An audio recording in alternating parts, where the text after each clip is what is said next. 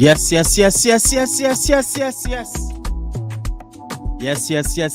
Once again, yes. It's Friday, people. T-Don in the building. Once again, it's about Friday Sport Preview Show. Game 5. All right, quick debate, Utd Circus, and also some paper talk. I'm ready. We ready? Where's the Don? The Don is right here. What about you people? Smash the like on the video. All right, let's go. I love these vibes. All right, I'm ready, people. Yes. It is what it is. It's Friday. First, I'm gonna welcome this person. You know, I'm not always here alone. I'm always with my people, the ISTV crew.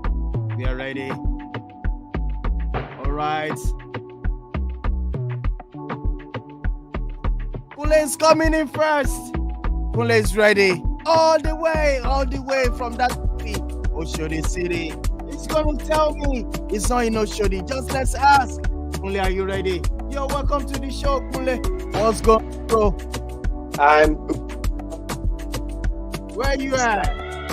I'm in Oshodi, yeah, I today. tell you, maybe I tell you people. I said it's Yeah. Oshodi. I get it right. Yes, I am. Yes, I am. Oshodi repping, Oshodi representing. Yeah, and it's good to be back on the show. And yes, we are back with Football is Back He's after back, yes. boring 2 weeks of boring international football. Football is back, and I can't wait for us to dissect all that happened, especially Manchester United, where Jadon Sancho has been asked out of the first team, and I like it.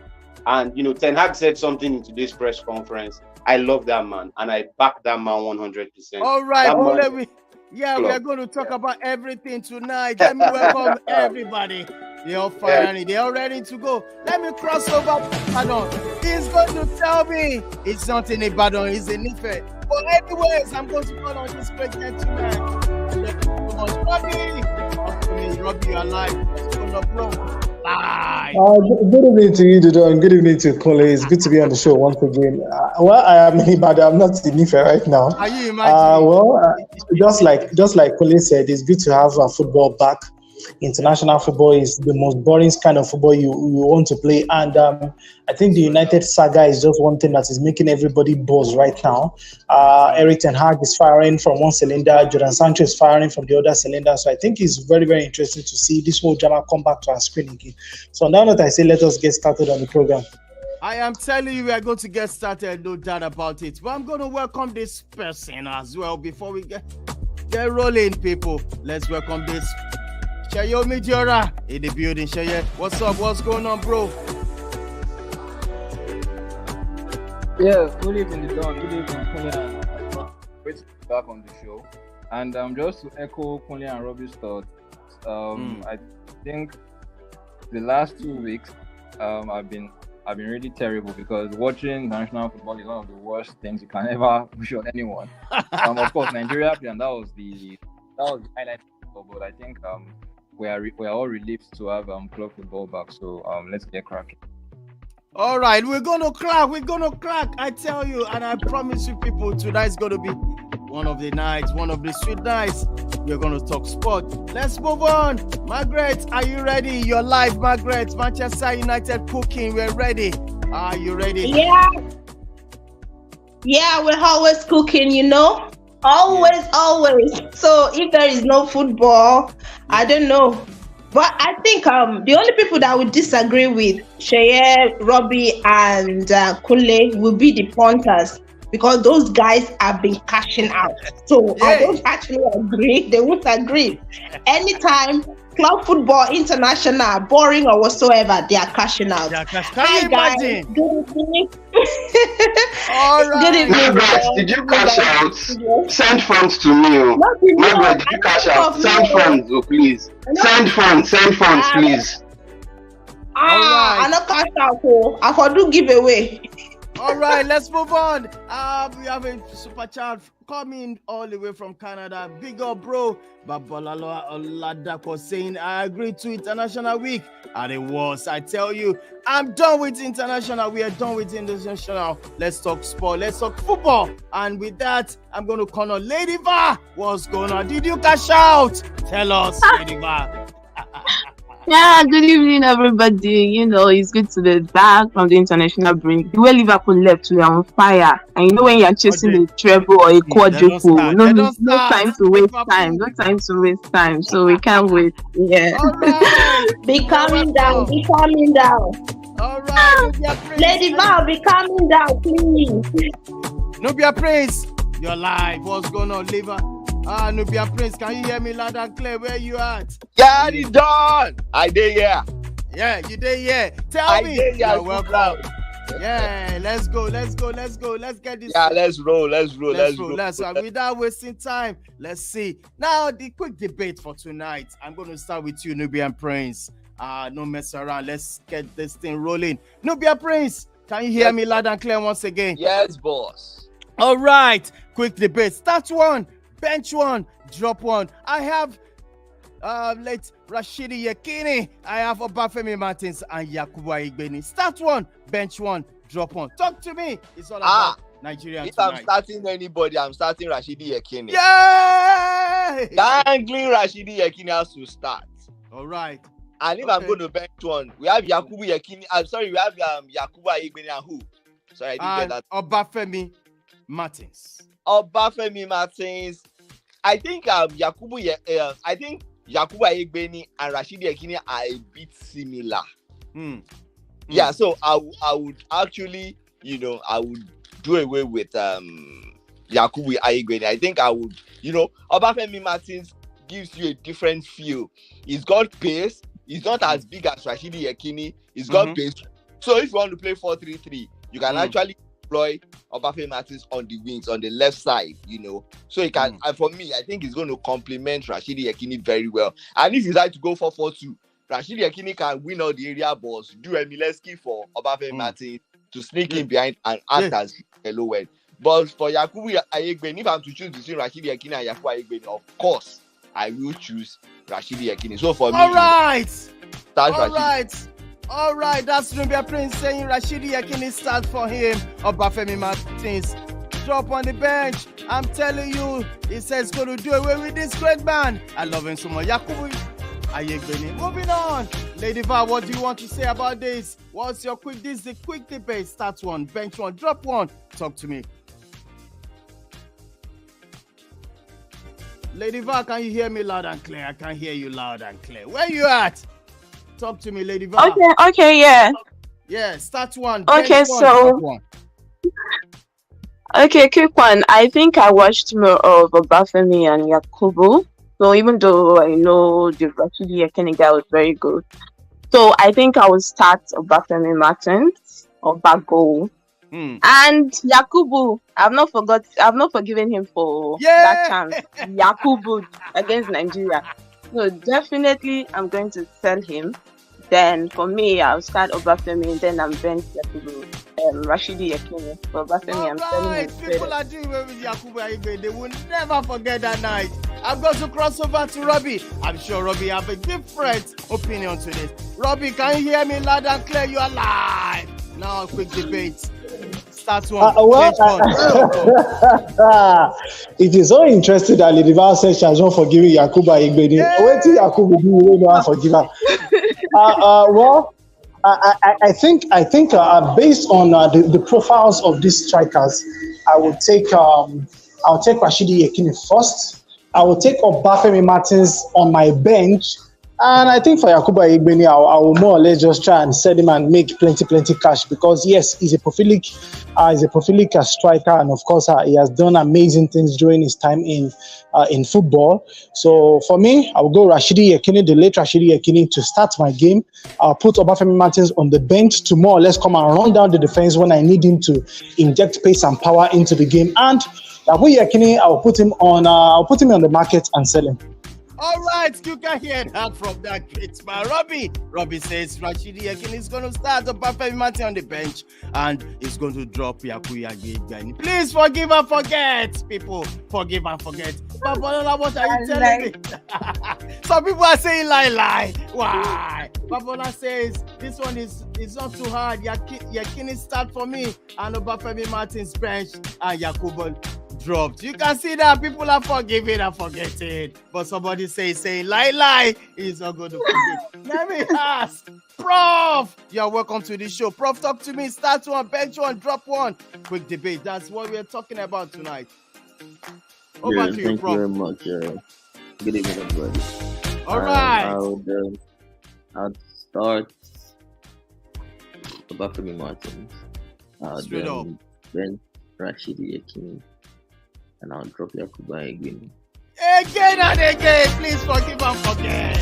Come on. Obafemi Martins starts and draw on the bench to be Yekini. That's no problem. Let me cross over to Sheye Omidiora. Sheye, are you ready? Talk to me on this one. Start one, bench one, and drop one. I'm going to start Yakubu Ayegbeni. I'll bench Martins and I will drop Yekini. Yeah, you can. I tell you, Sheye is different. He said Yakubu Ayegbeni is going to start. Let me show you. Oh my goodness, you didn't put your avatar picture. I want to show you people what you are saying. Who is this person? Saying Yakuba Igbeni start. That's for you. That's your opinion. Fantastic. All right. Margaret, talk to me. Margaret, what do you want to say about this? Start one, bench one, drop one, quick one. Okay, quick one.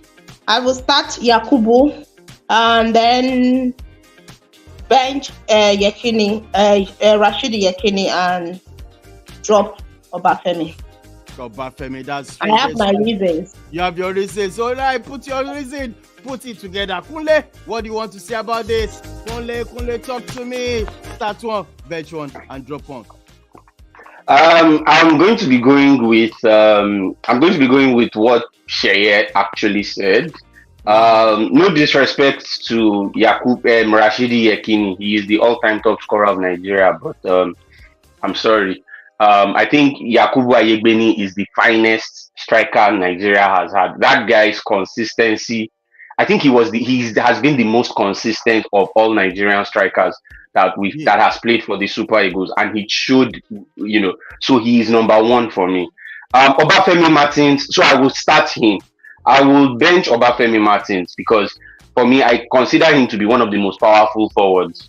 Yeah, I see him even more powerful than these two. So I would bench him, and sorry, I would have to sell Yekini. No disrespect to him. Yeah. I know many people will come for my head, but Yakubu Ayegbeni tops it for me, so I would start him. All right, you hear that? That's a different opinion entirely. It says Yakubu start for him, and also that's Obafemi Martins will drop on the bench. Yekini plays, you'll be sold very, very cheap or very, very high. Depends on Kunle. All right, people, let's leave it to the viewers. Drop your comments and let's see which one do you go for. That's a quick debate. Let's move on. It's going to start with this, the highlight for today. It's going to be massive. That's Harry Southgate ready to stick with Maguire. Innocent anybody, but it is what it is. All right, I'm going to start with you, Kunle. This is the message so far over the weekend. Over the week, international says Southgate's ready to stick with Maguire. And Maguire says he can handle criticism after a difficult night against Scotland. Looking at this, it seems this is English football. Well, people are looking at the situation whereby Maguire, But let me hear your own thoughts about this. Yes, I know Harry Maguire has been disappointing, but the amount of criticism that he has been getting is just becoming tasteless, and it's really becoming unnecessary. Even Eric Ten Hag had to say it in today's press conference that it is did he use the word it is disappointing and unjustifiable. It's where we've reached now. It's as if people actually want Maguire to mess up. They are looking for every opportunity for him to mess up so that they can nail him. The truth is, I don't even know how he has managed to play all this well. I honestly don't know. Because for him to still be able to play, to still have a clear head, that he doesn't even have mental health issues. Richarlison has already admitted he needs to see a psychologist. Harry Maguire I'm telling you, because Harry Maguire has faced a lot of criticism from the very day he came to Manchester United, and it's going to 4 years now. So how the guy is standing, I don't even still understand. Yeah, but it's disappointing, but it is actually good that at least the managers can still back him, because he still needs some backing, because whether we like it or not, he's still a human being, and I think he doesn't deserve the amount of criticism he got. So he scored an own goal against Scotland, so they didn't lose.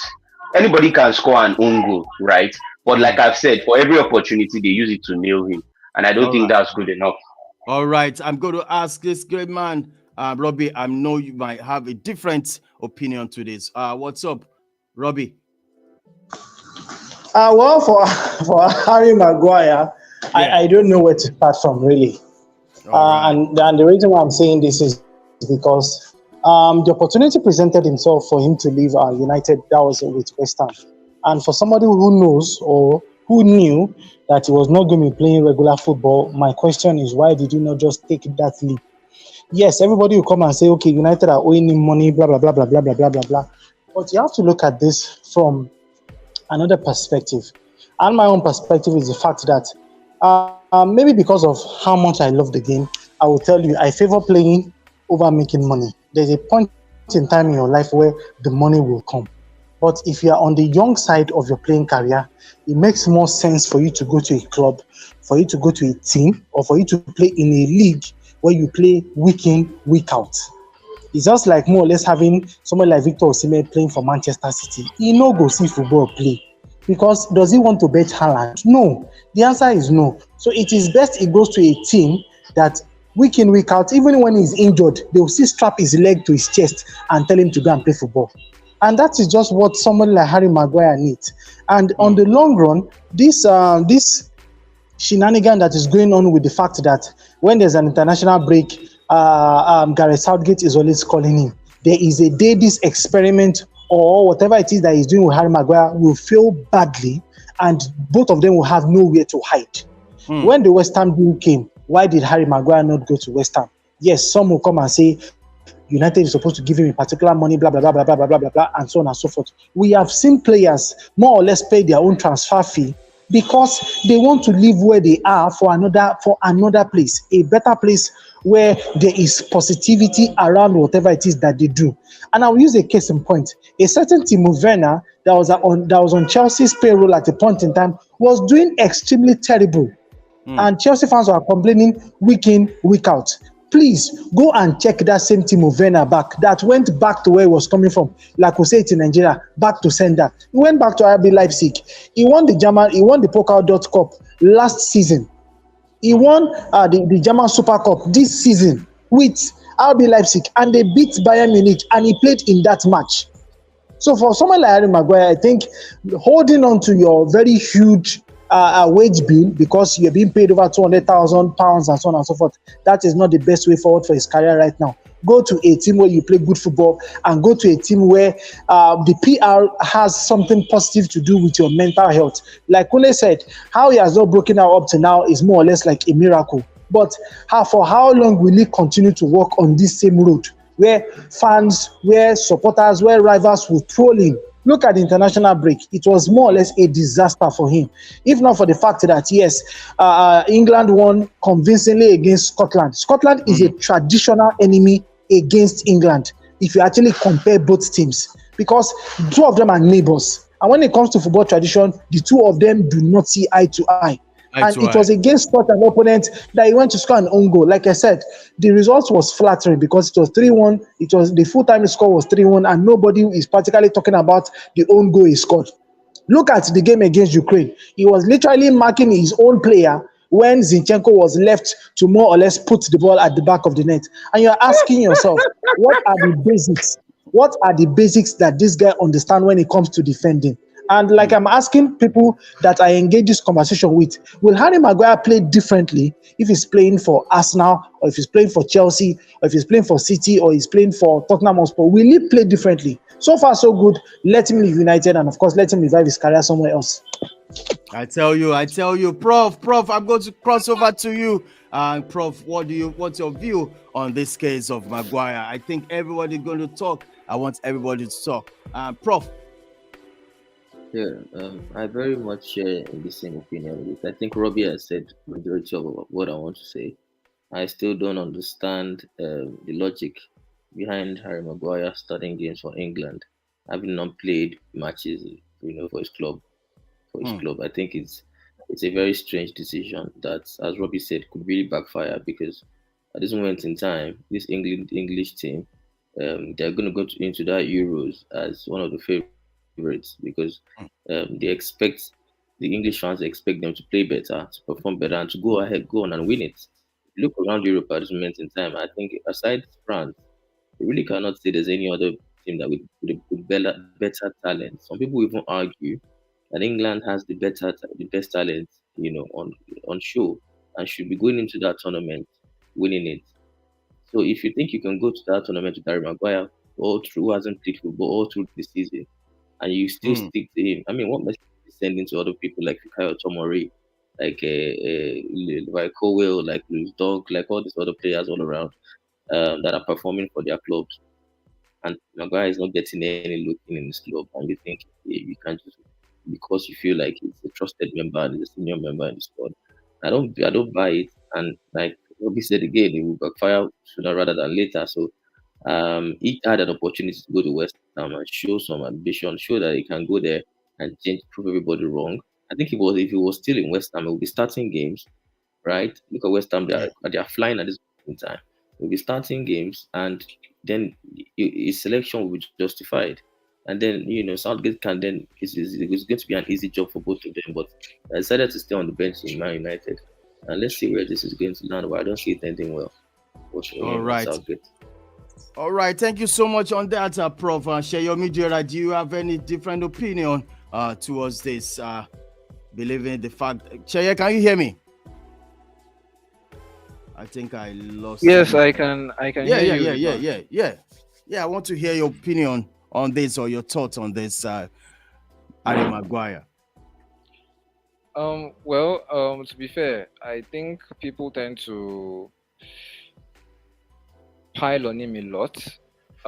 At times it's a bit excessive, and even on our WhatsApp group where someone shared a particular troll account screen grab from, I think, the game against Ukraine last week, and when you watch it in real time, people just do that screen grab and they use it to mock him, whereas what happened in real time was not really such a huge mistake.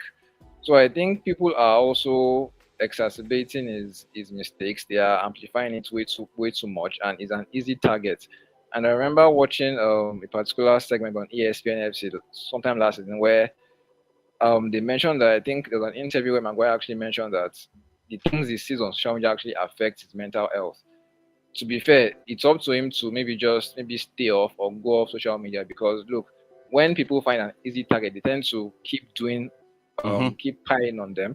So I feel he can do his own part and stay off social media if it's affecting him so much. That's one thing. And two, he's someone who I feel just needs to find his confidence again, because you can tell his confidence is short. He's a really good player. I liked Maguire when he was at Leicester. I liked him early doors at Man U. But I feel when the mistakes started creeping in, he sort of lost a bit of his self-confidence, because people kept piling on his errors. So in a sense, I think he should have left Man U in the summer, because obviously we could tell that it was not Erik ten Hag's first choice, and at times he even played Luke Shaw at centre back instead of Maguire. So personally, I think he should have left, but I understand why he stayed to prove a point, because look, once you leave that top level, and we know he's not someone that is in his mid-20s. I think he's almost 30, or if not, maybe late 20s.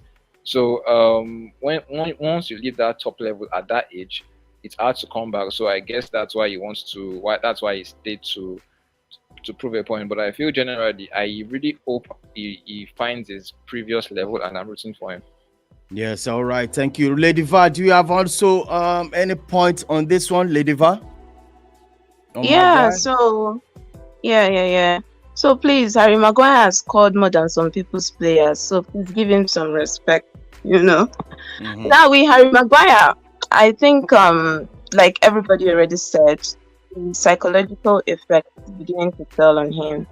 You can see that in his games. He wasn't really bad at Leicester, and when he came to United, the expectations were high. And when he started making those mistakes, as if, I don't know, his village people now started, they were just beating the drum on his head. So even when he is not, everybody just expects him to make mistakes. Anything Maguire, even when he's not playing, even if he's playing from the bench, even if he's on the bench, they will say that because Harry Maguire did bench, I'm bad luck, let me because So it became too much. Now I think for nobody thrives well in such an environment where people expect you to make mistakes. Now I see people saying he would have left to Leicester. For me, even Leicester said is still a player in his condition. He needs even a lower league. West Ham, who is he going to bench exactly? he will still not be a regular starter in West Ham. So he needs to go out of the medial picture. He needs to be like a very low league, even out of the Premier League if possible, where he can get chance to gain his confidence, get games, start regularly. But for United, it's going to be difficult, seriously.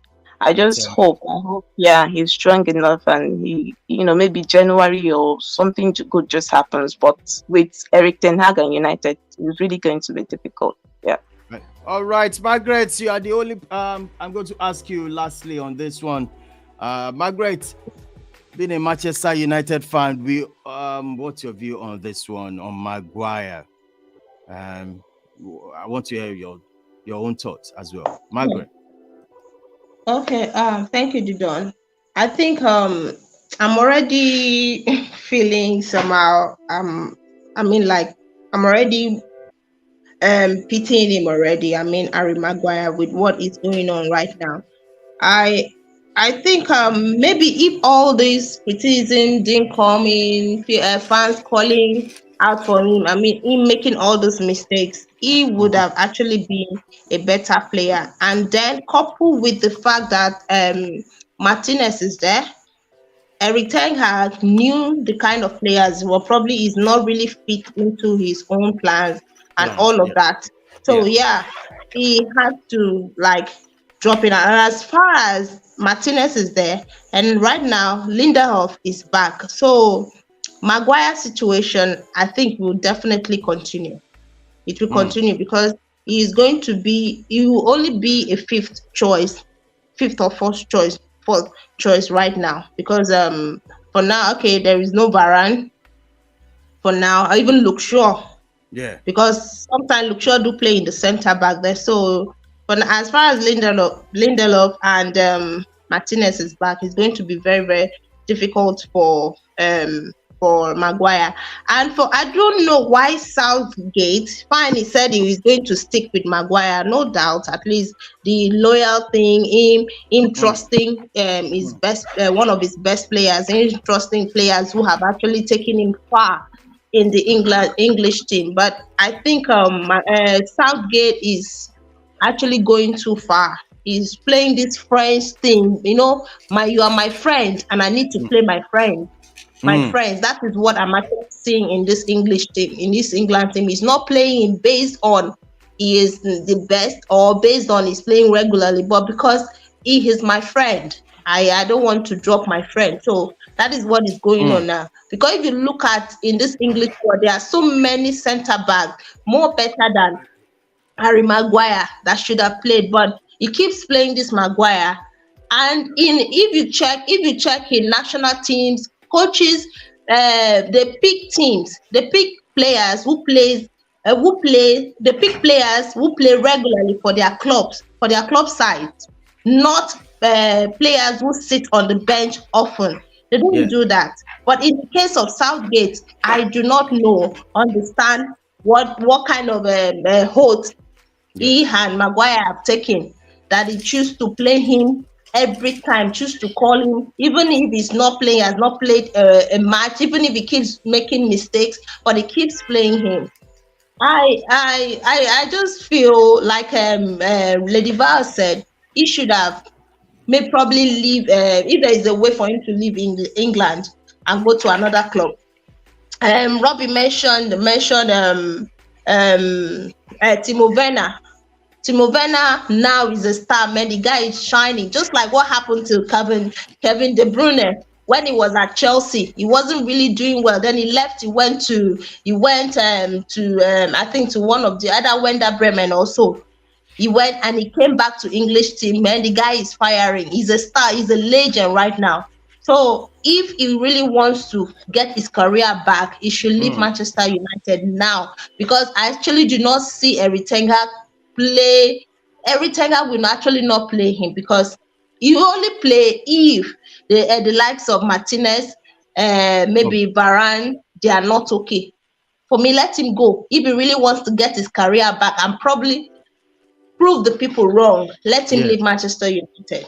All right, I'm going to ask Nubian Prince before I ask Ace. Nubian Prince, I saw it somewhere in the Yes, paper. boss. It says people should blame Southgate. Do you agree with that? People are saying the blame should be shifted to Southgate, picking up Maguire, who has not been playing so far in this season throughout. So what's your take on this? Do you agree with that? That the blame should go to Southgate? I don't think so. But first, I want to comment on people saying that he should leave Manchester United if he wants to play regularly. Yes. I mean, Manchester United should put their money where their mouth is. This guy says he wants to go. But you need to pay him off. We all understand. Even as much as football is about passion, blah, blah, blah, it's also about money. Once players start reaching 30, they are looking at their last big contracts. They want to make the most out of football because they know that once they are 30 and they don't make it, they might not make it again, football-wise. So now you offered somebody a big contract running into his 30s. Now you want to terminate the contract abruptly and you expect him to walk away. He's going to take a massive pay cut wherever he's going to. And you are not willing to pay him something. Man, you has plenty money. Can't they pay him 10 million and let him walk away? So as long as he's 10. As long as he's at Manchester United. So far, Erin Ten Hag benches him, puts him on the bench, he's not playing. He's going to divide that dressing room whether they like it or not. Shebi Sancho now is also a dissenting voice there, right? If he's not careful, they will team up against him and break that dressing room. Because at the end of the day, you don't treat players. If you want to banish players, just banish them and sell them or terminate their contract. That was what Arsenal did to the likes of Aubameyang, Mesut Ozil. As long as you let them inside that dressing room or around the team, they will become toxic, cancerous, and they will infect others. Anyway, for me, I don't think I want to blame Southgate. Despite all we are saying, Maguire has not been playing regularly. He has not dropped a stinker for England. Yes, he scored an own goal. Yes, he marked one player, perhaps in error. But the fact that remains that he didn't drop a stinker. And I was saying it on today that own goal comes out from the attempt to actually want to save, to stop a goal from happening. That's when own goal happens. You put your body on the line. And it could be unfortunate. Nobody deliberately scores an own goal. Let's be sincere with ourselves. Arsenal versus Manchester City. Arsenal's late equalizer was literally an own goal from Manuel Akanji. Was he trying to score an own goal? No. He was trying to stop the shot. And he ricocheted from his body into the net.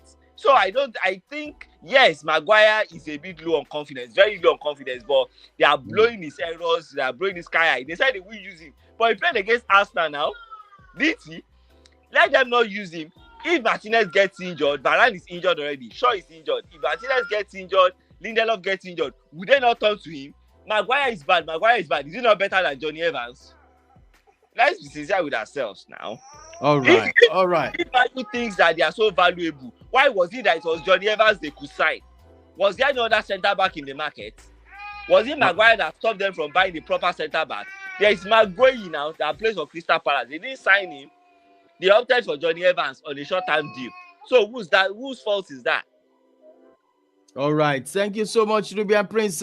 Ace, I'm going to ask you about this Maguire Circus, and it's all about people are saying they should blame Southgate for Maguire's massive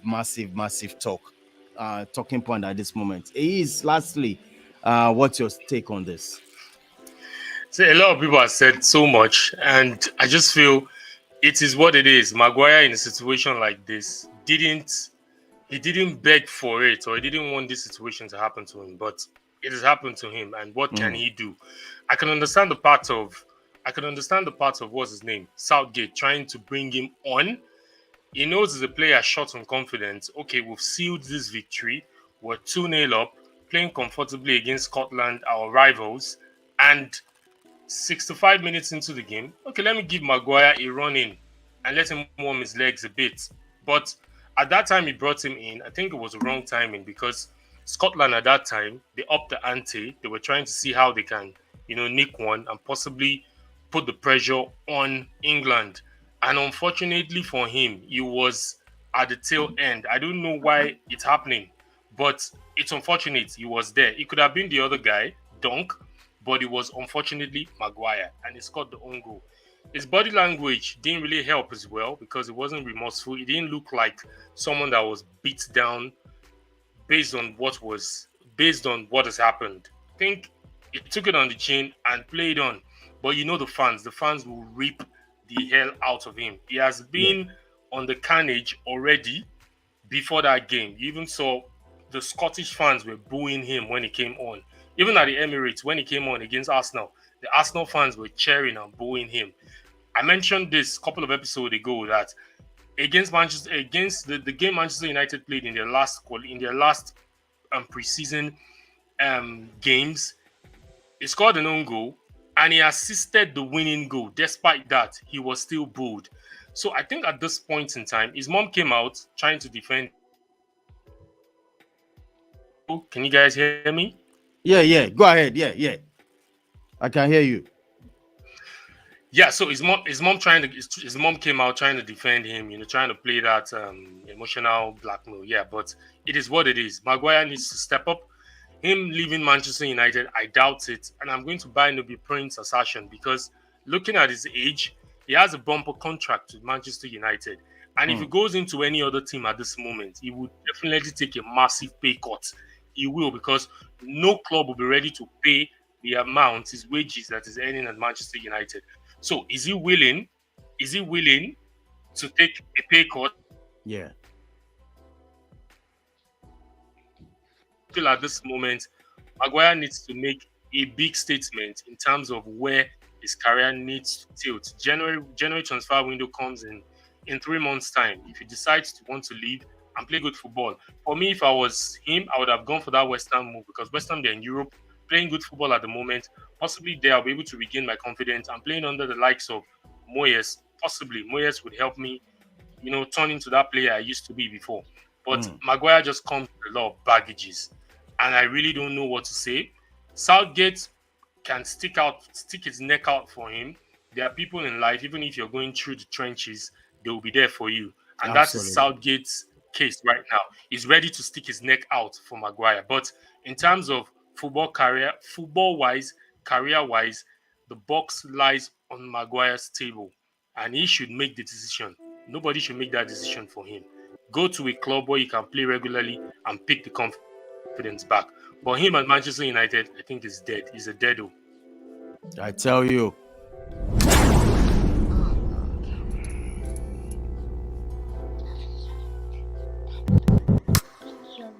No. All right, moving on to this one now. We are talking about Sancho versus Eric Ten Hag. Still on Manchester United Circus, Ten Hag is unwilling to reintegrate Sancho until the winger apologizes. I'm going to start. I mean, this is a different thing entirely. It's different from Maguire or Son, and this has really given us divided the fan base about Sancho and the treatment from Eric Ten Hag. No doubt about it. I'm going to ask you ISTV crew about this. I'm going to start with you, Kunle. Kunle, on Sancho. Sancho has been dropped. He's playing different. I mean, it's not with the first team. And is that a good discipline by Manchester United by dropping him? Absolutely, 100%. I am personally disappointed by Sancho because I believed so much in him. Even though Manchester United took almost a year, if not over a year, before they got him, I was very pleased when we finally got him. And, I expected that he would turn up. Now, I know, yes, a new environment. Manchester United is a place where there's a lot of chaos, right? So it can affect players' form, right? So all this while, I have been backing him that, okay, one day I believe you will come good, right? But I do not believe that Eric Ten Hag will just come up and make up stories. Eric Ten Hag he's like a teacher. He is in the spec of those Pep Guardiola. He builds up players. He doesn't just coach. He teaches. Because on a norm there is a pattern in which you are expected to play, and the likes of Guardiola, Ten Hag will put you through how you are supposed to play every step of the way. That's why in those kind of systems there is no room for error. Ten Hag is trying to get things right, and he said it in today's press conference that he was brought to the club to be strict, to instill discipline. He said it in today's press conference. So this one that all these players will come out and be making statements and be saying, "Oh," I think it should send a message, right? Because after what happened to Ronaldo, I expected Manchester United players to sit up. But if Manchester United players are not sitting up, I think it only goes to show that Eric Ten Hag really has a lot of work to do. And my own problem is if he is going to survive it. So not surviving in being sacked, but surviving on if he can really put his imprint on this club. Because it is actually glaring now that the players in this club really, really have a problem. And I think it is going to take beyond a miracle to change things. So I like it though. He's sending a message across, but it just goes to tell you that Ten Hag really has a lot of work to do in this team. And if Man United fans cannot be patient, I'm sorry, I don't think we'll be able to get anybody like this. Because it's these same fans who complained that there is no discipline in the club. They just do anyhow. Now the manager is trying to discipline, and some people are saying he's destroying the club. So what exactly do the fans want? That's my own question to them. All right, Kule, thank you so much. I'm crossing over to Prof. Prof, on this Sancho issue, what's your take on this? Sancho has been dropped from the first team. Is it a good sign from Eric Ten Hag? And I don't want Prof. Sorry, I want you to also talk about the Sancho action. He refuses to apologize. I mean, what's your take on this? On this, I think you can't. There's only one winner out of this, and that's going to be Eric Ten Hag. Because as a player, when you come out and speak like that, and react towards the manager, I don't think it all goes well. It doesn't send the right message. So I don't look before he comes back into that team.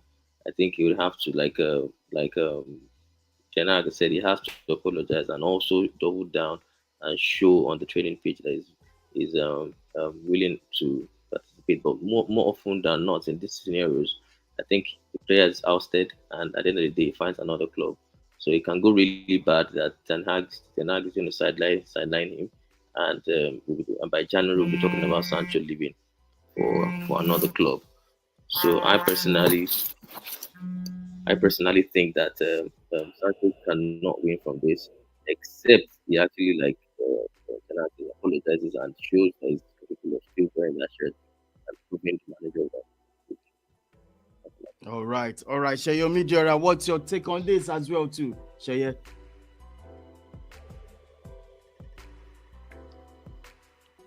Can I think I lost Sheye there. Sheye, can you hear me? I'm sorry, right. my mic was still muted. So on the Sancho issue, when he took down that tweet from was it 2 Sundays ago after the Arsenal game? Yeah. I actually thought that was more or less the case being resolved, because I think the tweet went down about maybe it was yesterday or 2 days back. So I assumed everything had been resolved, but apparently him refusing to apologize, I think that does not bode well for his Man U future. And like Kuya has explained previously, Ten Hag is someone who is a disciplinarian, and he doesn't care about reputation. You have to adhere to his rules. We saw him more or less jettison Cristiano Ronaldo last year when they had some disagreement regarding maybe Cristiano's timekeeping or leaving the ground before the game ended. So those 2 things are stuff that the coach tends to hold really dear. So if you don't adhere to what he's trying to implement, then you tend to be sidelined. So really, I think it's quite simple. Unless Sancho apologizes and is able to just let go of any sort of animosity towards maybe the coach or whoever is in the hierarchy, I don't think he's going to play for the club anymore. All right, Margaret, I'm going to ask you this. Thank you so much on that, Sheye. Margaret, as a Manchester United fan, I think Eric Ten Hag have done a lot about stabilizing the attitude, the dressing room, and he has done so many. Let's start from the one of the greatest player of all time. I'm talking about CR7. He dealt with Ronaldo, that. yeah. Ronaldo, he dealt with that not too long. De Gea, and also so many cases, so many statements the clubs are already putting out on this. I mean, do you, from your own point of view as a Manchester United, are you supporting Eric Ten Hag in this course? I mean, making sure everything is okay. Based on this Sancho as well too, do you support Eric Ten Hag? Yeah. Margaret, can you hear me? I think I lost. Yes, I can hear you, Didon. Right. No, I can hear you. Yeah. Okay. Go ahead. Do you support Eric Ten Hag on this one? Okay. All right. I think yes, all except I actually support him. I think I would say except David De Gea's own. I actually don't know if I'm to blame him or to blame the management of Manchester United. But I feel that as a coach, as a manager, he should have done. He have a say. He has a say. So he should have probably done something about that, because David De Gea, fine, he likes Eric Ten Hag likes a ball playing goalkeeper, and that was what was missing in David De Gea. I felt that he shouldn't have let him leave yet, but probably maybe wait for another season while we have Onana as an Onana. Onana understanding. Margaret, I don't want you to go into the goalkeeping situation. I'm talking about this Sancho saga. Do you support Eric Ten Hag on this one? Do you support his action? Yes, 100%. 100%. I support him, because I feel that sometimes the way players, I don't know what is wrong with Sancho. He feels that a manager says he is not playing, he's not been training up to capacity, and then I feel that as a manager, there is something I am seeing in a player, and this is how this player should train before I put him in my team, before I allow him to play. It's not like Eric Ten Hag has not been playing Sancho. He has been playing Sancho. And there was a point in time that I don't know if he was depressed or what. They gave him time for him to go and heal, for him to get help, for him to meet probably a therapist. And then when he came back, there was that little change in him. And as a player, he should have worked hard. He should have worked hard very well from there to make sure that he did well. Now let's take Wan-Bissaka, for example. Wan-Bissaka at the point it was as if the guy maybe he's not going to be played. Nobody plays him. Dallo was ahead of him, but he kept quiet. The only thing he did was for him to train more. He worked hard. He fought for his place, and today he's undroppable. That is what Sancho should have done. Not when the manager comes in. The manager made it. To me, I didn't really see anything wrong with what Eric Ten Hag said in that press conference. They asked you as a manager, okay, he is not in his right mindset right now. He's not training well to Kappa. Okay, he's not yet ready to play, and he should not. He has been playing in recent games. He has been a starter in recent games. It's not like but that particular match, a manager said, no, I can't play him, and then you come out and start putting all those things on social media, which was right. And I read somewhere some reports that says that that Sancho wants to play on the left, but Eric Ten Hag is not playing him on the left. It's either he plays on the left or nothing. But we have Rashford. Rashford is best when you want to get the best out of Rashford. You play him on the left. Yeah. So he is there. He's playing good, and you don't expect him to put Sancho on the left. The manager do at least he tries to make sure that he fits him into the team so that he can play. But he feels he's going to tell the manager where I want to play. The manager has the right to rotate and say this is where he wants his players to play. He has played Luke Shaw in centre half. Luke Shaw has not complained. Look at Pep Guardiola. Pep Guardiola changed. He might decide to say, okay, the keeper, Henderson, you're going to play as a striker tomorrow. Will Henderson now come out and say, I am a goalkeeper. Why must you play me as a striker?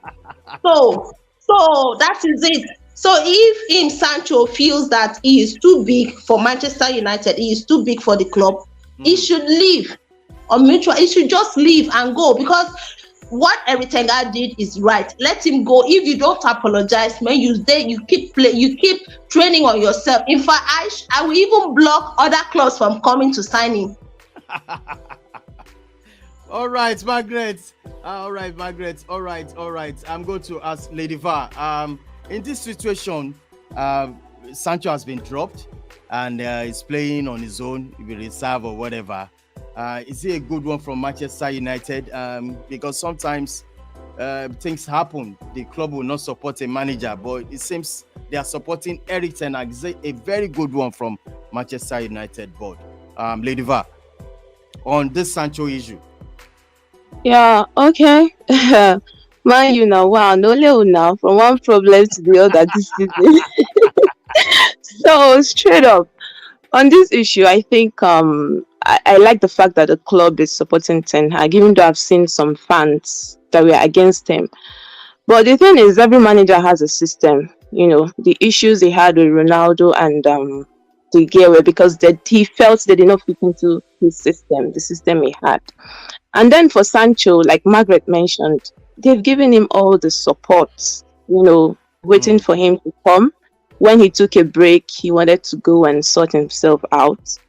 And now I really don't expect this attitude from him. It's true, Eric Ten Hag is maybe strict or a disciplinarian. But if it were coaches like Pep, or we've seen when Pep had issues with Cancelo, Walker, or some players in the club, nobody comes out they don't go about, you know, saying things on the media or fans calling for their help. So for me, I think it's actually a good one for Sancho. He should, you know, this period calm down. I don't see the big deal in apologizing. I really don't see the big deal. It was actually wrong. The report said that he came late for the training, and you know, he's not even at his best performance at the moment. So I think the manager is trying to do everything possible to help him and make him fit in to get back to the Sancho we used to know way back. So I don't get why all these Man United players, I don't really know. Kunle, you said their problem is maybe, I don't know whether it's spiritual problem. I don't understand. Something is actually wrong.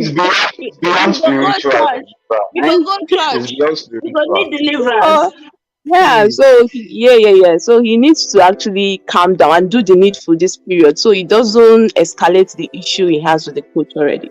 All right, let me cross over to, before I talk to Ahis to nail it. I'm going to ask Robbie. Robbie, I hope you're on the same page with me at this moment. I'm going to analyze Sancho. In my own opinion, is this. See, Sancho is a very good player, talented player, fantastic player when we signed him. Okay. And you see, it gets to a point whereby if a manager was asked a question after the defeat of Arsenal game, he was asked a question, why didn't you bring Sancho along? And he made a statement clearly that he didn't train very well to his capacity, and that's it, you know. But Sancho coming out maybe an hour after that comment saying that was a lie. From there, I think he has, for me, I see it as disrespectful. And I don't want a situation whereby you start throwing your boss under it's either you go to the boss, to the office, knock his door. Boss, why did you say this or do this? I mean, it shouldn't have gone as far as putting on a tweet. And all things being equal now, look at it. Sancho went to New York over the weekend without even showing any remorse or something. Even until, I think it was the day before yesterday, I dropped that tweet. Still, no apologies, no nothing. And people, I still see some Man U fan or other people still talking about Eric Ten Hag has gone too far, something and thereabout. So, on this, Robbie, let me ask you this. Is it, has Ten Hag gone too far? Or is it Sancho that is doing something different? Or because what's the next thing for Sancho now? Now talk to me, Robbie. I am laughing. I am laughing on the basis of the fact that look at the international break. Phil Foden played for England, right? Bukayo Saka played for England, right? These people are almost in the same age bracket as Sancho. How come he's not worried that more or less, like we'll say it in Nigeria, and they are busy representing their country and is parting away. Times have we heard with Arsenal? Thank God AEC is here. He's more or less the Arsenal expert in the house. How many times have Bukayo Saka come late to training? How many times have Mikel Arteta complained about Bukayo Saka? How many times have Bukayo Saka showed attitude on the field of play? Now, let us leave Bukayo Saka alone. Let us go to Phil Foden. How many times have Phil Foden gone late to training? How many times have Phil Foden showed attitude on the field of play? How many times have we heard any bad or negative news about Phil Foden? How many times has Pep Guardiola complained about Phil Foden? When you begin to actually put these pictures side by side, you begin to understand what football means to player A and what football means to player B. Player A, football is everything. He's dedicated. He wants to play football. He wants to win trophies. He wants to make money and take care of himself. To player B, he just feels that, oh, football is that thing that fell on my lap from heaven, and I really don't need to stress myself. As long as I have very small PR on my side and I'm being paid good money, then every other thing, I really don't care about it. That is more or less the picture I am painting here. Now, coming to a team setup, and I will say it, during the era of Alex Ferguson, where he was in control of the best players in the world, I say it, and I say with all boldness, there was no player that, let me say to you, won't be player to break protocol when it comes to what's his name? David Beckham was one player that gave Sir Alex Ferguson some headache.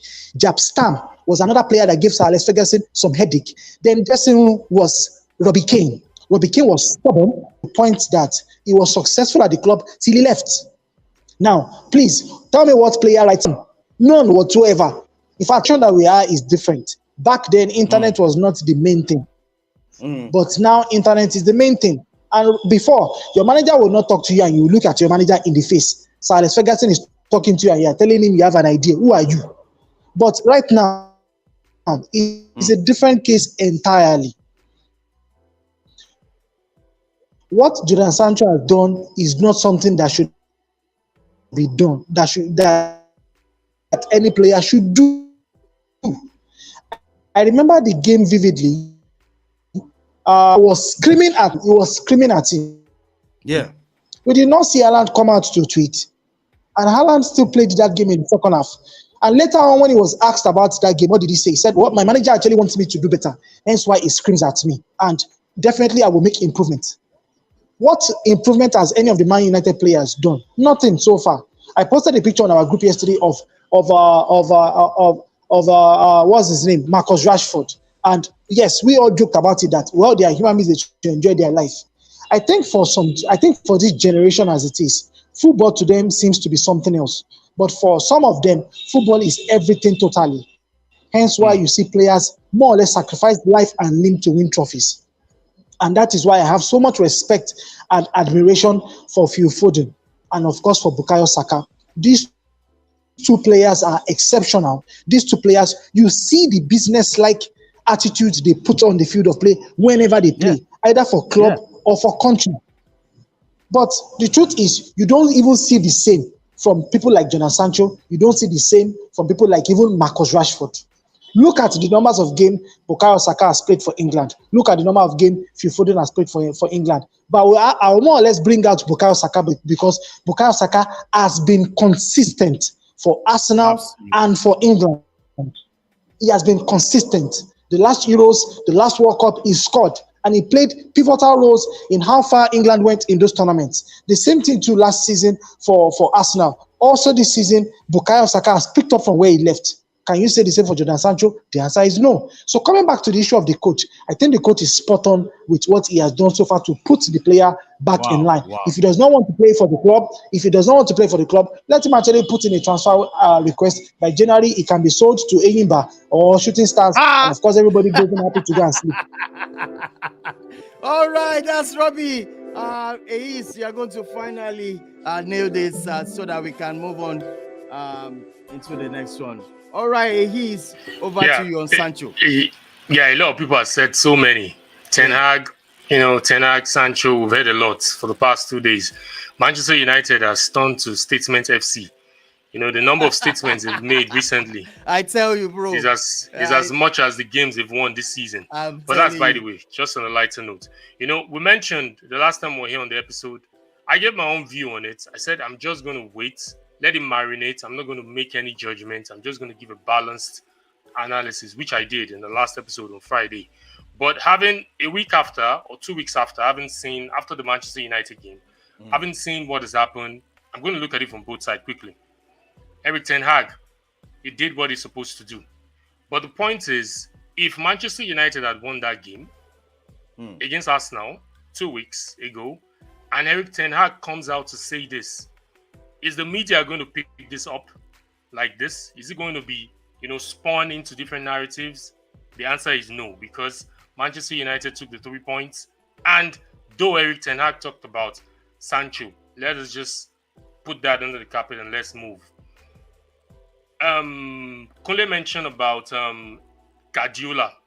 Guardiola, when he talked about Kevin Phillips being fat, he took it on the chin. Manchester City were doing well. He talked about Kyle Walker not being intelligent to be able to fit into a style of play. Yeah, Manchester City were doing well. But I think the reason why this thing became big news was because Manchester United lost to one of their biggest rivals. Lost scandalously, broke down in the few minutes of the game, and they lost that game. A game they should have taken 1 point, possibly, home. But Erik ten Hag, he was emotional, came to the presser. He wasn't supposed to give that answer. He could have said Sancho wasn't fit enough, or Sancho didn't meet requirements, hence why we didn't pick him, move on. But he threw Sancho under the bus. Let's call it speed is speed. He did well. Yes, he's trying to put in discipline into the team. He's trying to ensure everybody, he's trying to assert dominance. He's trying to assert his style that everybody must understand what I am here to do and everybody must tag along. Quite all right. But this thing comes with consequences. It comes with cons as well, because if you look at the financial complication, Sancho currently earns the biggest money in Manchester United, if I'm not mistaken. If any club comes to want to sign Sancho, they are going to pay a paltry amount to sign Sancho. And Sancho could decide to say, okay, I'm not leaving, I'm going to be here, and I'm going to earn my money. I'm going to earn my money till my contract ends. So these things, they come with a positive and a negative. He did well. I'm not saying he didn't do well. Sancho in himself didn't do well because you don't have any right. You don't have any effing right to respond to whatever your manager says. There can be only one captain on the ship. And if the captain sets the course, everybody follows. And if you're not willing to follow the course of Erik ten Hag, step aside. But right now, Manchester United, they're in a total mess. Like I said, financial, managerial, it's going to take a whole lot. And Erik ten Hag should be prepared for the worst. I heard a news earlier today about what's the name, the French guy, Anthony Martial, coming into training by 8:50 a.m. and stepping out 8:59. I don't know how true it is, but I heard that. So I heard too. You will begin to see it's going to be a ripple effect because these players, they are young, they are fly, they talk, they come together. So are you going to go the way of Arsenal terminating contracts? Because for Arteta to have, I know a lot of people, they were comparing this to Arteta. Arteta had to deal with his own situation. 9 players' contracts were terminated ever since Arteta has been the manager of Arsenal. So he went the hard route. And a lot of issues would come out. a lot. I don't know how he's going to gear these guys up for tomorrow's game against Brighton. I know we're still going to come talk about it, but possibly he's going to give a Braveheart speech like this guy did, Mel Gibson, in his movie. He has to do that because that dressing room right now is in disarray. I don't need a soothsayer to tell me it's in a mess. But Eric Ten Hag, he did well, but all this is going to come with consequences, and he should be ready to face the consequences. All right, let's move on to the game.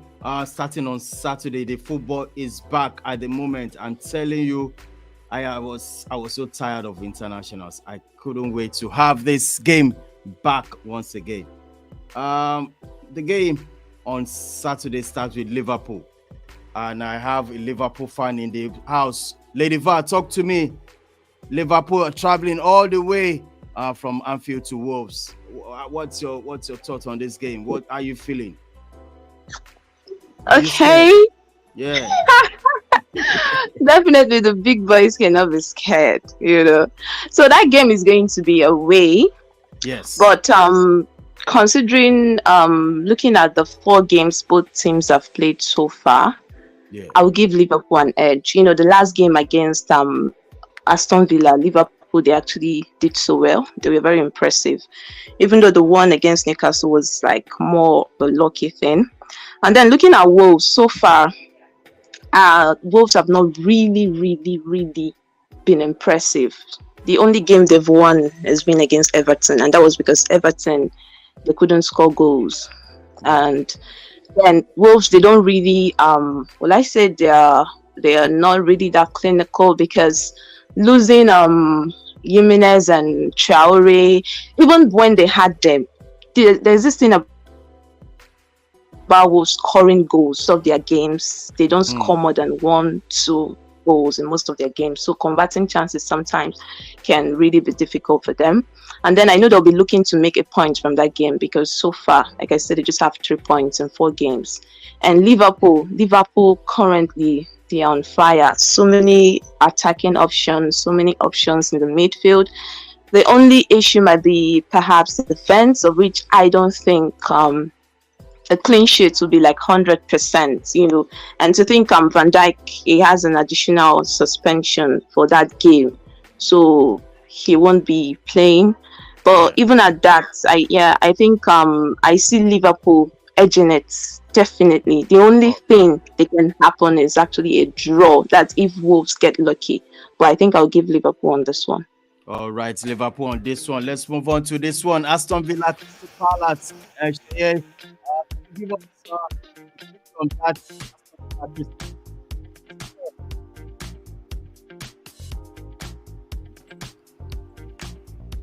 Sorry, I didn't hear that. Yes, can you preview the match against Aston Villa, Crystal Palace, and Fulham, Luton? Do you have anything you want to say on those 2 games? Aston Villa versus Crystal Palace and Fulham versus Luton. Well, this one is going to be tricky. I mean, the Villa Palace game, because Palace, they went into the national break with a victory. And in that game, Mateta was actually on fire, as well as very Chase. So those two, they should be able to make an impact against Aston Villa. A side that went into the break after losing heavily at Liverpool. For Aston Villa, I feel the major flaw in their game has been their eye line. It was badly exposed by Newcastle on the opening day, and also exposed by Liverpool at Anfield. And the major issue with playing the high line is, look, if you play a high line, you need to at least pressure the man in possession. And that's something Villa failed to do against Liverpool, because there were several instances where Trent actually moved either into a central position and he was picking passes with ease. And there was little pressure on Trent, and they still kept maintaining their high defensive line. So that's something that I feel Palace should be able to exploit if they release their forwards early. So let's see tomorrow. Right. As for Fulham Luton, I think only one team that came up has picked up 1 point since the season started. So Luton are obviously their level seems a bit low.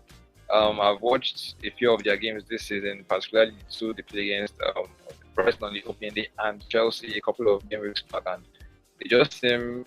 they seem rather below this level. They just don't seem good enough. So let's see if maybe the break has maybe sharpened their ideas a bit, but I don't think so. I feel they will still be they will be a bit below Fulham for this weekend's game. So I'll back Fulham for tomorrow's game. All right, moving on to Manchester United versus Brighton, and also Spurs versus Sheffield United. Margaret, are you going to talk about Manchester United Brighton? I also tell the viewers to check my video I did on that preview. Margaret, can you hear me loud and clear on this game? The preview for Manchester United Brighton. I keep losing this. Margaret is not there. All right, Kunle, talk to me on this one. Manchester United Brighton, the preview. Okay. Oh, okay. No, go ahead. Go ahead. No, go ahead, Margaret. No, Kunle, talk to me. Oh, okay. Okay. Well, for Man United Brighton, Yes. I think was it Ahis or who said it that the dressing room is really not going to be won because of Sancho, because of what has happened with Sancho. Well, I hope that is really not the case. I hope Ten Hag has been able to get, the players on board even without Sancho, because United lost against Arsenal, a game where it looked like it was going to be a draw, and which would have been nice. So they need, and I know Brighton have been impressive, but look, they need to beat Brighton, or at least just avoid losing. So, and I don't know how United are going to even approach the game, because Brighton keep possession of the ball. Like I think I already know how some statistics are going to be tomorrow. Yeah. But Manchester United know how to create something out of nothing, right? So they need to do that against Brighton and at least avoid defeat. Because if they don't, it is going to put even more pressure on Ten Hag going into the Champions League against Bayern Munich in Germany next week. So they need to win. Spurs Sheffield United. Yes. Spurs Sheffield United. Sheffield United. I don't think okay, they drew with Everton in their last game, which I think was their first point of the season, if I am not mistaken. Yeah. Tottenham are flying high at the moment. I mean, ever since drawing Brentford on the first day of the season, they've won all their games. I mean, their manager is the manager of the month for August, although some people disagree with it that it should have been Klopp. Some people say it should have been Guardiola, and James Maddison is the player of the month. So Tottenham are going to be going with a lot of confidence into this game, and I think it should be 3 points in the bag for them. All right, 3 points. Moving on to West Ham, Man City, and Newcastle, Brentford. I'm going to call on you, Robbie. Robbie, for the preview of West Ham and Man City, and also Newcastle, Brentford. Go for it, bro. Okay. For Man City, West Ham, I think the game is going to be a little bit tricky. West Ham have always been a thorn in the flesh of Man City, but with Pep Guardiola back, and of course with all the players that went for international duties back in one piece, none of them have anything worrying in terms of injury. I think City would find it a bit difficult, but at the end of the day, they should be able to get maximum points from that game tomorrow. The reason why I said it's going to be a difficult match is because of the kind of recruitment that West Ham has done during this course of the transfer window, and they've been impressive, unlike last season at this time when they were struggling. But right now, they've been impressive. So I think it's going to be a very tough one for Man City, but they should be able to get all 3 points tomorrow. For Brentford and Newcastle, right? Brentford, Newcastle. Yeah. Yes, for Brentford, Newcastle, I think it's going to be one of the star games of the weekend for me, if you ask me. I don't think the United and Brighton game is the match of the weekend. Brentford and Newcastle is the match of the weekend for me, because of how very, very important that game is. Newcastle have just one victory in 4 games, so the heat is on Eddie Howe to turn things around and get maximum point from that game. 1 point, yes, not so bad, but I think it's going to be more or less like 2 points dropped and not 1 point gain if Newcastle actually gets a draw from that game tomorrow. And for Brentford, so far so good. They've been able to navigate life without Ivan Toney, and I think so far they have been very, very impressive. So tomorrow, I will not swing in the direction of anybody, but I think I will go for a draw. I will go for more or less like a 1-1 draw or a 2-2 draw between both sides. All right, moving on to Sunday, Prof, carry me go that place. Bournemouth, Chelsea. What's your take on this preview of this game, Prof? Yeah. First off, Chelsea fans are looking forward what sort of formation yes, so watch with us, because the whole Chelsea fan base, they've been clamoring for him to go back to a proper back 4-2-3-1 and put Ben Chilwell in his favorite position. They feel like that's the only way Chelsea can attack more and score more goals. So that's the first thing all Chelsea fans were looking at, waiting to see the lineup coming out. The injury situation currently is Benel Badashile and Armando Broja are both back in full training, so they are likely to be in contention for the game. But we still have long-term absentees in Kunku, Fofana, Reece James, Chukwuemeka, and Co. So injury problems are still there. But this is a game that I would expect them to go with much more determination to win this one. They have to win this. They can't keep dropping points if they have any sort of ambition to break into the European positions, the European spot. So this is a game that is going to be difficult at Bournemouth's house as well. They are very, very tight. Bournemouth Stadium, very tight, very, very tight stadium. So the fans will be right on them. So I'd expect a very tight game, but maybe hopefully Chelsea can get a win. But I'm not confident with this one. With the form that they no are. Confidence. All right, no confidence from Chelsea fans at this moment. Yeah. And I'm sure Bolade, my friend, is my brother. We'll be watching this. I'm going to ask him. Private chatting me as well too. He's a mad Chelsea fan, and I could see in his voice chat. I mean, the confidence is so low. All right, moving on to Sunday. Same game and different game entirely. Is Everton welcoming Arsenal at the moment. I'm going to ask Ace on this one. The preview of this game is Arsenal ready to take on Everton. Everton that are absolutely struggling this is over. Can you see 3 points into this game, Ace? 3 points for Arsenal. Well, for the past 3 seasons, Arteta had not been lucky at the Goodison Park. Lost 2 straight there. And this is reminiscent of last season. Coming back from, Everton had the manager bounce. And this time around, there's no manager bounce. Still, Sean Dyche just get to have Arteta's number for whatever reason. He just knows how to get that result against Arteta. But this game is poised because Arsenal, coming from the back of the Manchester United game, they want to keep the momentum. A lot of criticism here and there saying they've not been at their best the way they were last season, not playing scintillating football, though they've been, getting the points. 10 points out of 12 is fair enough for me, and it's good enough. And they would want to keep that momentum. This is where possibly they might lift up if they play very well. We know Sean Dyche's approach is going to come physical, and I think buying Declan Rice would help us with that physicality in the middle of the pack. And it's a pity Partey won't be there because Partey is injured, and Declan Rice definitely will give that physicality and help us out in that midfield. But I think Arsenal have the chance to do it. And I know Goodison Park, their fans, really, they've lost how many games? I think they've lost the last 3 games. And they would want to also pick their season from here as well. And being at home might favor them. And I wouldn't want what Arsenal did last season, where they were in a good run, went to Goodison Park and just plummeted and lost form. And lost narrowly 1-0. I know Sondage want to come with a physical game, set pieces, want to try to nick one. But right now, I think Arsenal, they are prepared for the physical game. You can see in the ilk or in the mode of players that Arteta have assembled. And I know with the physicality comes Havertz starting, because Arteta has always said it, that because of physicality, physical presence, that's why he brought in Havertz. And I know a lot of Arsenal fans will moan and groan, but Arteta has the final say. Like I said, he's going to live and die by the decision he makes over Havertz. And I see Havertz starting possibly. And then I also see Saka. I just want him to rest Saka. Saka don't need to start this. Saka could come in later in the game. But Arsenal need to start strong, start fast.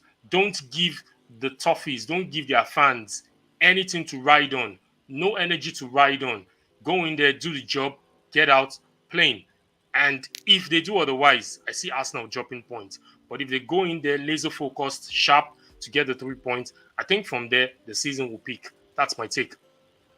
All right, that's your take. Moving on to Monday, there's another game going to be played on Monday. Nottingham Forest, Burnley. Kunle, can you give us a preview on that? Nottingham Forest versus Burnley. Well, I think this is a game that I think Nottingham Forest should feel very comfortable, winning. I think Burnley are yet to win a game.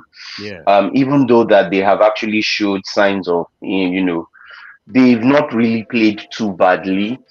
You could see that Vincent Kompany is trying to make them be like an efficient team, that can pass the ball, progress the ball very well, much like, let me say something more akin to what we see from the likes of Brighton, Brentford, Fulham, what we've seen them do compared to what Burnley used to be in the past under Sean Dyche.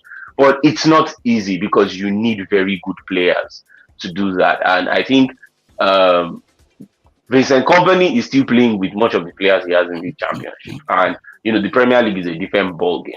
Compare that to a Nottingham Forest that have survived, and they survived last season, and they seem to have gelled because they've put in some very good performances.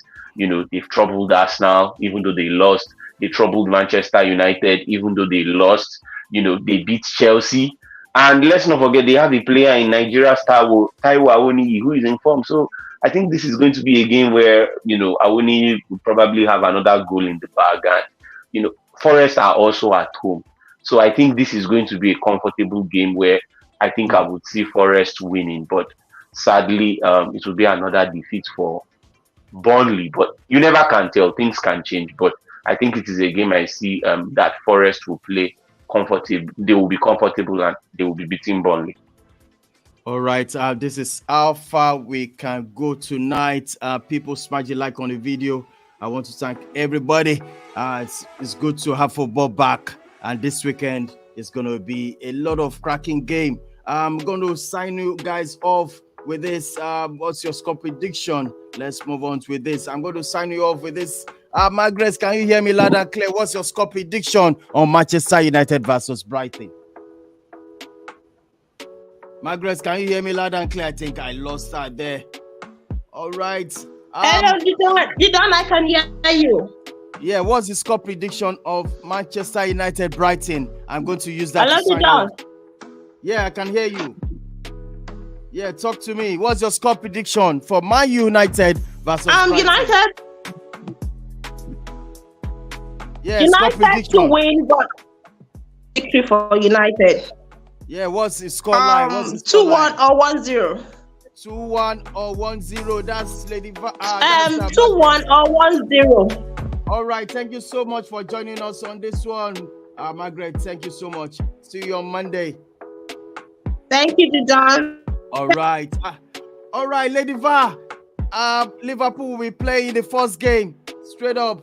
What's your score prediction on that? I think I had a dream Liverpool would draw that game. I don't know why I'm happy that I have the dream for Manchester United. So for me, I think it's going to be 3-0, 3-1 Liverpool straight up. We want to pity them, we'll dash them one goal. All right, so what did you say is? TAA is a doubt for that game. Oh, TAA, you can hear that. Yeah. Oh my goodness. All right, Lady Va, you said 3-1. We'll be back on Monday, whether you are right or wrong. All right, thank you so much, Lady Va, on that. All right, Shayomi Diora, I'm going to use this to sign you out. What do you think your scoreline is going to be on Chelsea going all the way to Bournemouth? Although you're in Napoleon now, what's your score prediction? It's going to be a 2-1 win for Brentford. Oh, sorry, for Bournemouth. Sorry. For Bournemouth. 2-1 Bournemouth. Confidence don't die. And Shay's prediction always come to pass. Always come to pass. Oh my God. I'm going to play it too. I'm going to stick on it. I mean, this is my weekend to chop money. Thank you. Correct. I will play. Bro, Are you very confident? Are you confident? Are you confident?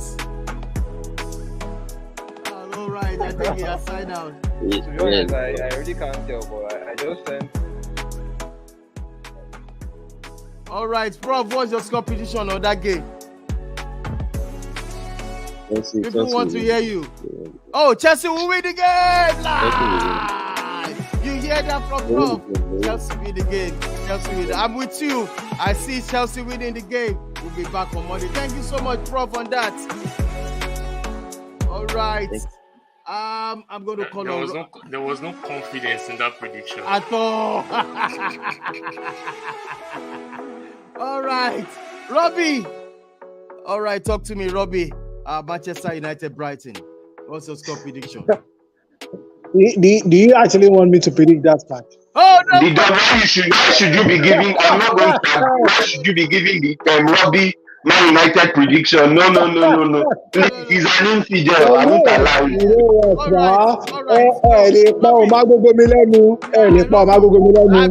That's mad. Robbie is not different from Sancho. If we want to be true to ourselves, he's not different from Sancho, really. You know. All right, Robbie, thank you so much for joining us. Bye for now. All right, thank you very much. I feel Manchester United has something to. They can nick a win in that game because we know Brighton, they want to hold possession, want to dominate, and if Erik ten Hag can just be so articulate, the way he played against Arsenal, try to hit on the counter. We've seen West Ham do that to Brighton this season, despite Brighton holding like it is something percent of the possession, and West Ham just went hit them on the counter. Because I know Manchester United, they are low at this time of the season. So anything Erik ten Hag needs to do to get that win, if he's going to play counter-attacking football, if he's going to pack the bus, if he's going to form low blocks, so if he gets the 3 point, that's what is important. And I see Manchester United nicking something. I hear that. Do you agree with that? Manchester United beating Brighton. I don't actually agree. I don't actually think that's going to happen. He said something about United playing a low block, and although that's disappointing, but I think they will have to resort to that because I said what I said was if it takes Erik ten Hag to play counter attacking, low blocks, transition, anything. I get you. What I'm trying to say, I get you. What I'm trying to say is that I think United will actually play a low block. But you see, that low block that they will play will not lead them to doing anything on the counter, anything meaningful. Because we saw this last season when they played them in the FA Cup and in the second leg of the in the Premier League, and it ended goalless. So I think that is what they will do because they just don't have. United just don't have what Brighton have. Yes, really? That's what they did.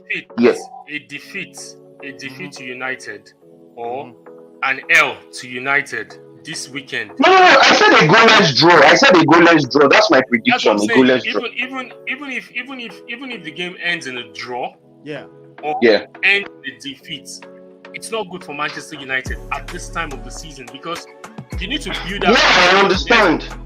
With the whole backstory, everything happening, a win. See, I get you. It is, but you can't. But what can they do when they are not good enough?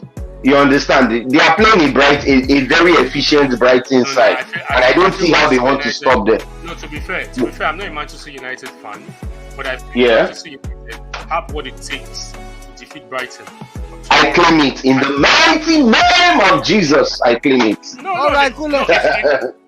If you look at comparing Manchester United and West Ham United, who has the better squad? Come on, Manchester United, we could say have the better squad slightly over West Ham this season. Absolutely. But look at what West Ham did.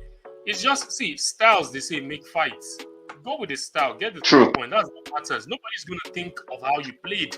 Nobody's gonna think of what you did. The 3 points is what they will jubilate, and that's what matters. Absolutely. For Manchester United at this time.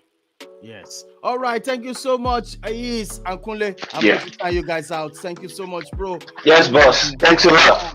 All right. All right. Thank you so much, guys. Please smash a like on the video. This is how far we can go. I really enjoyed tonight's show. No doubt about it. On the same time on Monday, when we'll be back for the review of the games over the weekend. I'm going to sign out. Please subscribe, share our videos, and smash a like on the video at the same time. So, Manchester United for me. Go and check out my video, and it's fantastic. All right, on the same time, next week on Friday, when we'll come back for another game, it's going to be loud. Thank you so much, guys. Smash a like on the video. Bye for now.